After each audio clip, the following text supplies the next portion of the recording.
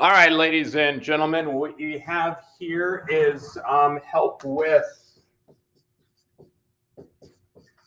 question of the day for 4-9. Now, in 4-9, we are going to have both an elastic and an inelastic collision.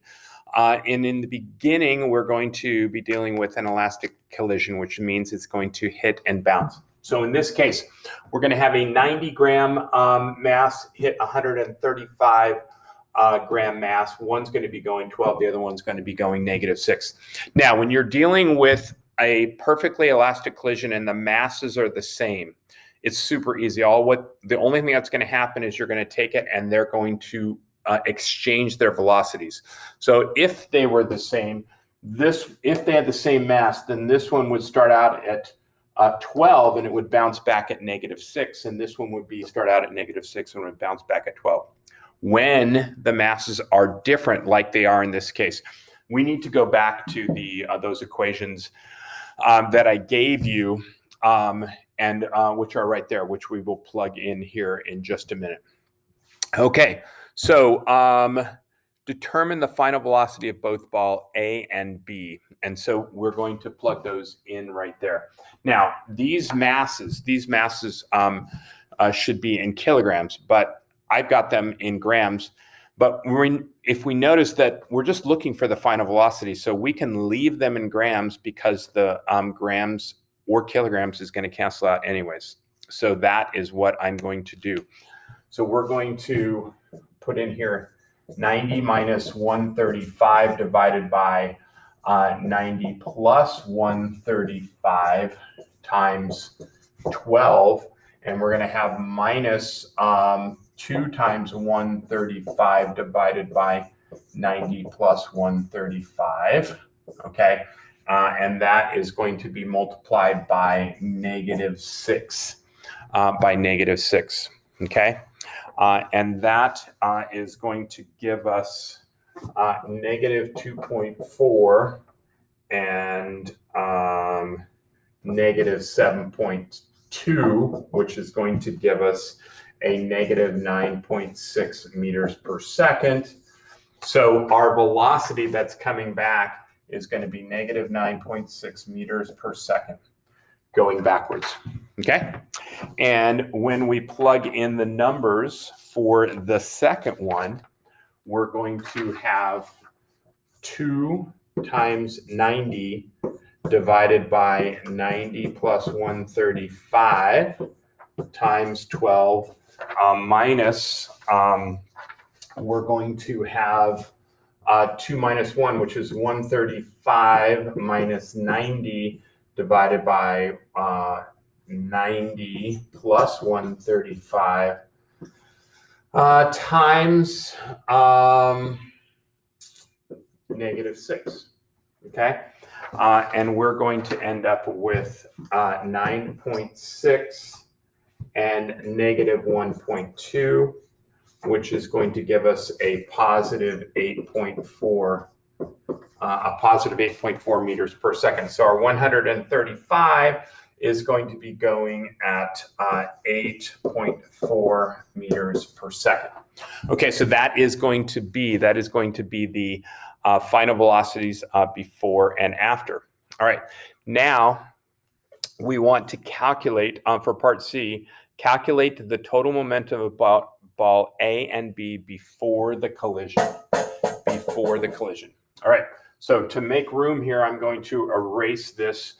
We have our 2 final velocities, and we're going to have our initial momentum, which is going to be M1 V1 initial plus M2 V2 initial. So now what we really want here is we really want to change this into kilograms. So this is going to be 0.090 kilograms times 12, and that is going to be plus 0.135 times -6. And when we calculate that out, we're going to get 0.27 kilogram meters per second. So this is our initial momentum, and that is part B. So part C, we want to verify that our momentum in the beginning is equal to our momentum afterwards. So we're going to do the same calculation, except we're going to do it with these final velocities here. So we're going to have 0.090 times negative 9.6 plus 0.135 times 8.4, and we're going to get our momentum final, and that works out to be 2.27 kilogram meters per second. And this is verifying that there was no change in momentum. And remember, in any collision, whether it's elastic or inelastic, there is no change in momentum, which can feel a little bit funny when you think about moving on the Earth. Now, remember, if I push off with my leg there, I'm going to go this way, but the Earth is going to go that way, and the momentums are going to be the same. But since the Earth is so much more massive, 6 times 10 to the 24th, than I am, we really don't get any significant movement at all with the Earth. Okay, so let's go to the part D and part E. And now, so we're going to take these now and we are going to turn them into an inelastic collision. So they're going to hit and stick. All right, so when we have this hitting and sticking, okay, so we notice that we're going to have M1V1 plus M2V2. That's the beginning, that's separate, and that's going to equal to M1V1 and M1 plus M2V final. They are stuck together, and now we can get a total velocity, okay? Now, remember, our total momentum in the beginning is 0.027 kilogram meters per second, okay? So that's in place of this one over here. This is going to be equal to 90 plus 135, but that is going to be in kilograms, so that's 0.225 times V final, okay? And now we're going to divide both sides by 0.225. And we're going to get a final velocity that's equal to 1.2. Okay, so 1.2 meters per second, and that would end up being in the positive direction. Okay. Now, our last question is calculate the kinetic energy that was lost in the inelastic collision. So remember, momentum is always conserved whether it's elastic or inelastic or partial. And in the beginning, we are going to have at the end, we're going to have a kinetic energy, which is different than the kinetic energy in the beginning. In an inelastic collision, kinetic energy is not conserved.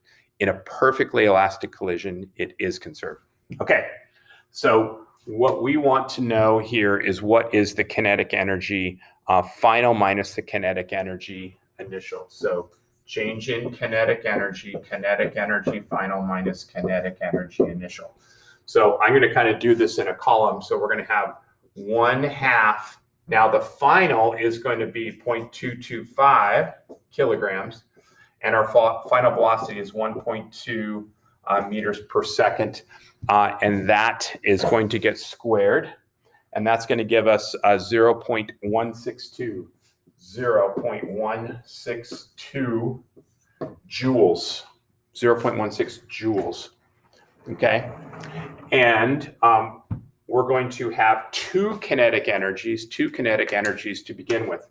So we're going to have 1/2 of 0.09 times 12 squared plus 1/2 of 0.135 times 6 squared.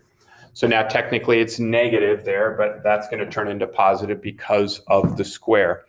And we are going to get 6.48, and we are going to get 2.43. 2.43. And now since it's final minus initial, those two get a negative, and our final answer is our change in kinetic energy is going to be negative 0.87 joules. And that is the end of 4.9 question of the day.